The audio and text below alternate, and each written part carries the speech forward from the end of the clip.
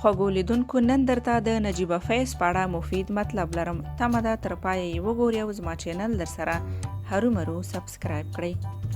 وایي چې د پښتو او اردو سریالونو مشهور اداکار او د تلویزیوني خپرونو کوربانه نجیبه فیض وایي چې ځینې خلک ستاسې د ځلېدو له امله ردوي.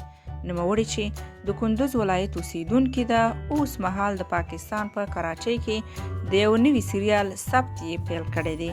نجیبه فیض په ټولنیزو رسنیو کې ډیره فعاله ده او د خپلو تازه عکسونو او ویډیوګانو ترڅنګ د خپلو کارونو په اړه هم خپلو مینوالو سره معلومات شریکوي. نجیبه فیض 3 کاله په کابل کې هم تیر کړل او دلته یې په ځینو ټلویزیونونو کې د خپرونو کوربتوب وکړ چې خپرونې ډیر لیدونکي درلودل. نجیبه فیض ډېرې خپرونې په خپله ډایرکټ یعنی جوړ کړي هم دي ترڅو خپرونې یې د خلکو د خوښې سبب وګرځي.